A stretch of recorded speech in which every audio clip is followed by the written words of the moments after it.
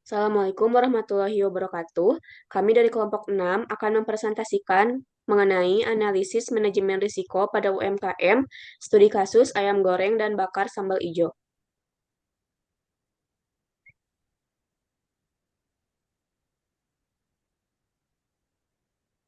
Di mana anggota kelompok 6 sendiri terdiri dari Putri Najwa Nursaniah dengan NIM akhir 209, Sheila Arinda dengan NIM akhir 210, Mardiah Tunisa dengan NIM akhir 211, Tony Aprilia Yusuf dengan NIM akhir 212, dan Gina Mati Ramdini atau saya sendiri dengan NIM akhir 213.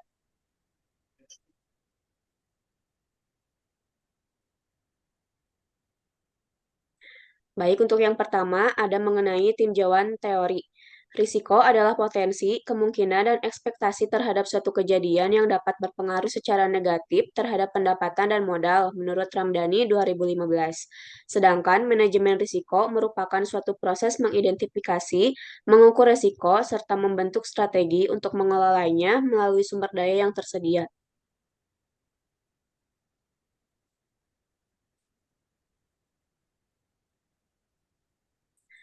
Untuk tahapan manajemen risiko sendiri terdiri dari 5 tahapan, yaitu yang pertama, identifikasi risiko, yang kedua, pengukuran risiko, yang ketiga, pemetaan risiko, yang keempat, pengendalian risiko, dan yang kelima, monitoring risiko.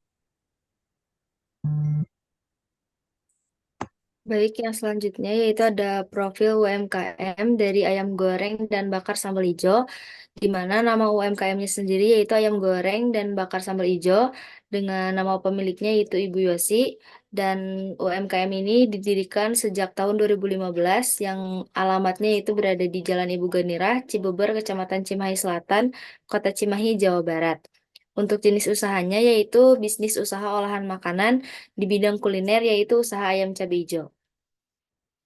Dan yang selanjutnya itu ada identifikasi resiko berdasarkan 4 klasifikasinya, yaitu di sini yang pertama ada resiko SDM. Di resiko SDM ini terdapat kecelakaan kerja, absensi, dan kesalahan pembuatan pesanan. Sedangkan untuk di resiko pemasarannya yaitu terdapat banyaknya pesaing dan kurangnya promosi. Yang selanjutnya itu ada risiko operasi. Di risiko operasi ini yaitu sering terjadi kerusakan peralatan dapur, penumpukan bahan baku di freezer, kurangnya meja dan kursi makan, dan kurangnya lahan parkir. Untuk resiko keuangannya yaitu naiknya harga bahan baku dan penurunan pemasukan. Untuk tabel identifikasi risikonya, untuk fungsi perusahaan yang pertama yaitu sumber daya manusia, terdapat resiko kecelakaan kerja dengan kode S1, kemudian absensi dengan kode S2, kesalahan pembuatan pesanan dengan kode S3, dan fungsi perusahaan yang kedua yaitu pemasaran, terdapat resiko banyaknya pesaing dengan kode P1 dan kurangnya media promosi dengan kode P2. Untuk fungsi perusahaan yang ketiga yaitu operasional, di mana terdapat resiko kerusakan peralatan dapur dengan kode O1, penumpukan bahan baku di freezer dengan O2, kurangnya meja dan kursi tempat makan dengan kode O3, kurangnya lahan parkir dengan kode O4. Dan untuk fungsi perusahaan yang terakhir yaitu yang keempat, yaitu ada keuangan, di mana terdapat resiko naiknya harga bahan baku dengan kode K1 dan resiko penurunan pemasukan dengan kode K2.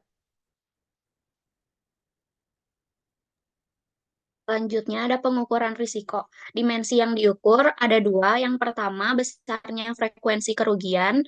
Yang kedua tingkat kegawatan atau severity. Skala probabilitasnya 0 sampai 1, jarang terjadi, kurang dari 5 kali per bulan. 1,01 sampai 2, kadang-kadang 5 sampai 10 kali per bulan. 2,01 sampai 3, sering terjadi lebih dari 10 kali per bulan.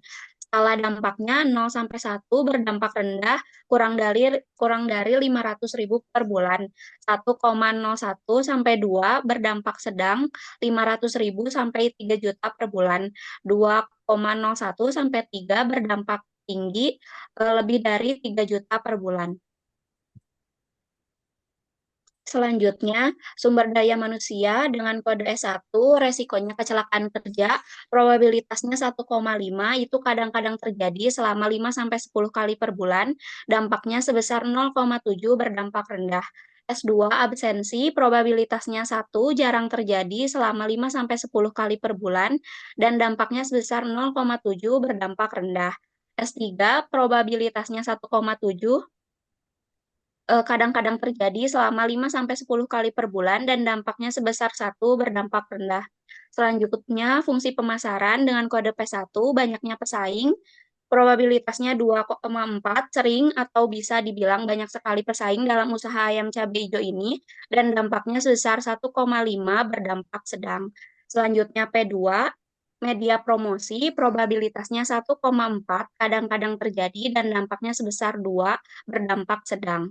Selanjutnya fungsi perusahaan operasi dengan kode O1, kerusakan peralatan dapur, probabilitasnya 0,5, jarang terjadi dan dampaknya sebesar 1,3 berdampak sedang.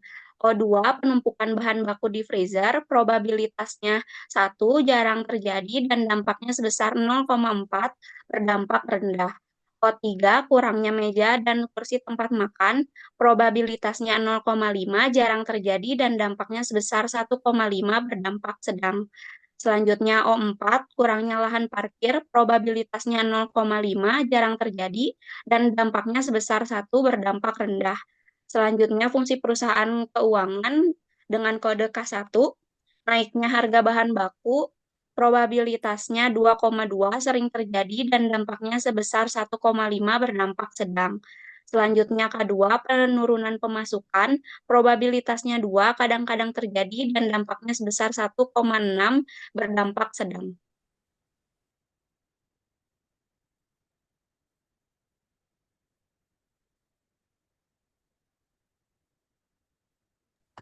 Baik, untuk selanjutnya yaitu pemetaan risiko.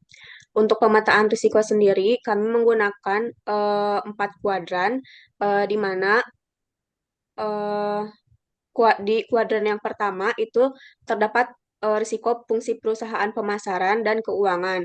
Untuk fungsi pemasarannya sendiri itu, yaitu yang diberi kode P2, adalah banyak media promosi, di mana promosinya dari ayam sambal ijo ini kurang. Kemudian untuk K2-nya itu adalah penurunan pemasukan, di mana ketika anak-anak atau mahasiswa sedang berlibur, itu terjadinya penurunan eh, penjualan sehingga menyebabkan penurunan pemasukan. Sehingga untuk di kuadran satu itu probabilitasnya itu sering dan dampaknya itu tinggi. Kemudian untuk kuadran untuk kedua itu tidak ada, dan kuadran ketiga itu fungsi perusahaan risiko fungsi perusahaannya itu adalah pemasaran dan keuangan, di mana pemasarannya itu yang diberi kode P1, yaitu banyaknya pesaing dan juga K1 atau naiknya harga bahan baku, di mana probabilitasnya itu sering dan juga dampaknya rendah menuju sedang. Kemudian untuk probabilitas yang kemudian untuk kuadran yang keempat itu eh, terdapat risiko fungsi perusahaan dari sumber daya manusia dan operasional. Untuk sumber daya manusianya itu dari kode S1, S2, dan S3. Untuk S1-nya itu kecelakaan kerja, S2-nya absensi, dan S3-nya kesalahan pembuatan pesanan. Kemudian untuk O1, O2, O3, dan O4 itu dari fungsi perusahaan operasional. O1-nya itu kerusakan peralatan dapur, O2-nya penumpukan bahan baku di freezer, O3-nya kurangnya meja dan kursi di tempat makan, O4-nya kurangnya lahan parkir. Sehingga probabilitas dari probabilitasnya itu jarang menuju kadang-kadang dan rendah menuju sedang. Di mana keterangannya untuk kuadran satu itu mengancam pencapaian tujuan perusahaan. Kuadran keduanya itu risiko berbahaya yang jarang terjadi. Kuadran ketiganya itu risiko yang terjadi secara rutin. Dan yang keempat itu risiko yang tidak berbahaya namun harus tetap dimonitoring.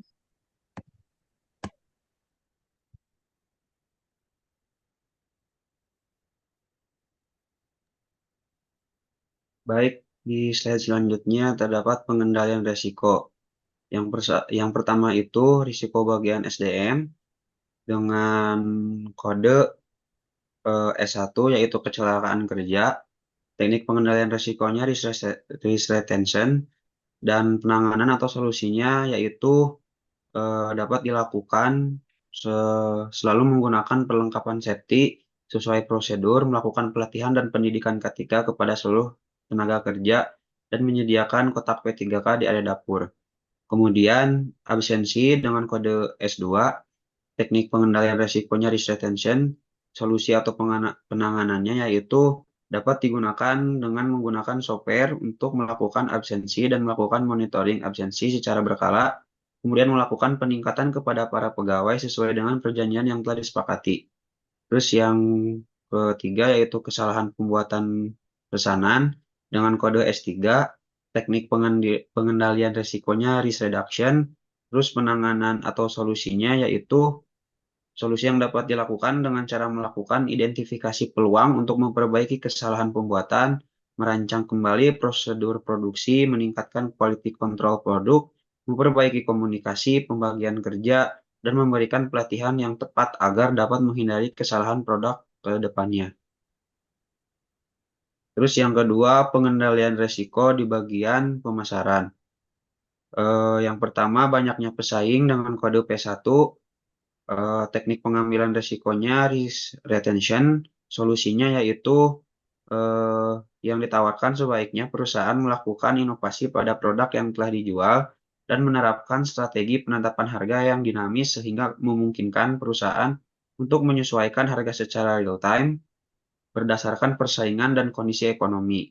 Kemudian yang kedua media promosi dengan kode P2, teknik pengendalian risikonya risk retention. Solusi yang ditawarkan yaitu menentukan media promosi yang tepat sesuai target pasar dan memaksimalkan kegiatan promosi di sosial media, WhatsApp, Instagram, atau TikTok. Kemudian pengendalian risiko yang ketiga yaitu risiko bagian operasi. Yang pertama kerusakan peralatan dapur dengan kode 01, teknik pengendalian risikonya risk reduction. Solusi yang ditawarkan yaitu mengganti sebagian alat yang berbahan kaca dengan bahan plastik yang ramah lingkungan dan sudah terverifikasi food grade sehingga dapat meminimalisir kerusakan peralatan dapur. Kemudian, dengan menggunakan produk yang ramah lingkungan dapat menarik pelanggan yang peduli terhadap lingkungan. Yang kedua yaitu penumpukan bahan baku di freezer dengan kode 02, teknik pengendalian risikonya yaitu risk reduction. Solusi yang ditawarkan melakukan perencanaan produksi yang tepat dengan memahami permintaan pasar, membuat perkiraan penjualan yang realistis, dan menghasilkan jumlah produk yang sesuai dengan permintaan. Jika penumpukan terjadi karena kurangnya permintaan dari konsumen, pemilik perlu fokus pada upaya pemasaran dan penjualan agar pemilik dapat mengurangi risiko yang terjadi. Terus yang ketiga yaitu kurangnya dan kursi tempat makan dengan kode 03. Teknik pengendalian risikonya risk retention. Solusi yang ditawarkannya melakukan penambahan meja dan kursi, melakukan penataan ruangan untuk tata letak ruangan makan sehingga pada saat penambahan meja dan kursi yang baru lebih tertata. Terus yang keempat yaitu kurangnya lahan parkir dengan kode 04, teknik pengendalian risikonya risk retention.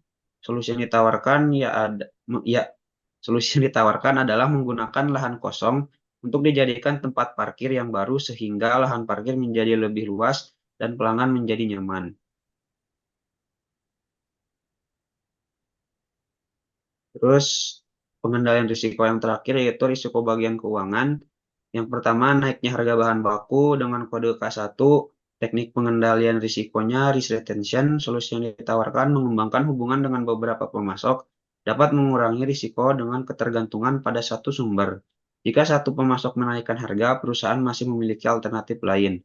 Kemudian yang terakhir, penurunan pemasukan dengan kode K2, teknik pengendalian risikonya yaitu risk retention. Solusi yang ditawarkan meningkatkan efisiensi operasional untuk mengurangi biaya lain dalam rantai nilai dengan menekan biaya operasional lain. Perusahaan dapat menyerap kenaikan harga bahan baku tanpa harus menaikkan harga produk secara signifikan.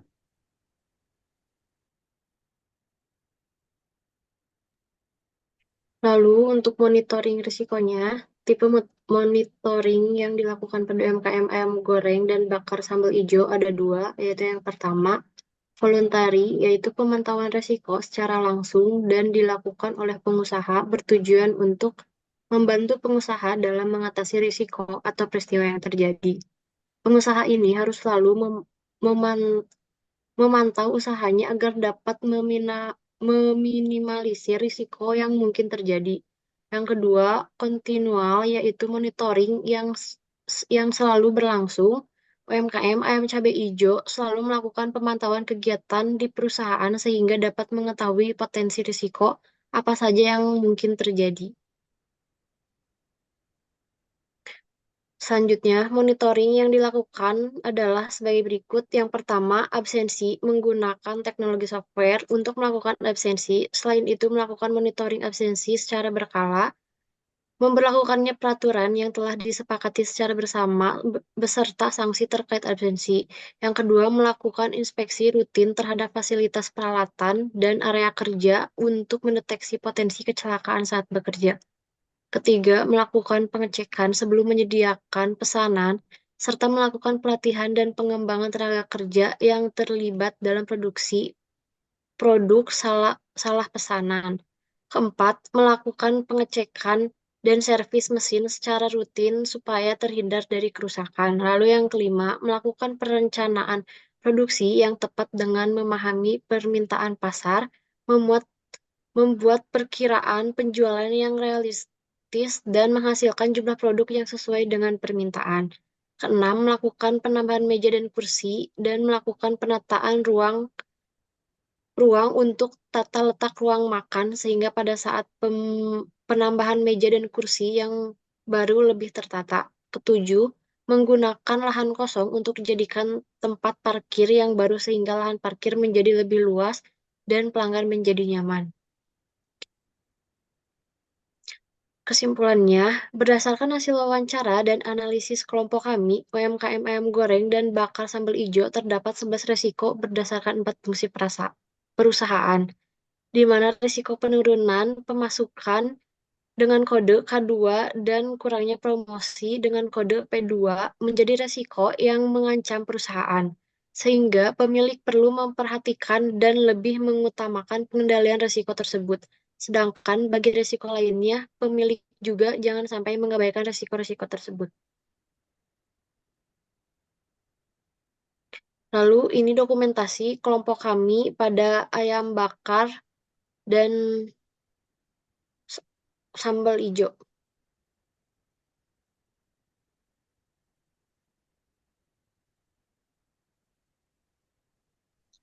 Baik, sekian dari kelompok 6. Untuk pertanyaan, silahkan untuk disiapkan. Terima kasih. Wassalamualaikum warahmatullahi wabarakatuh.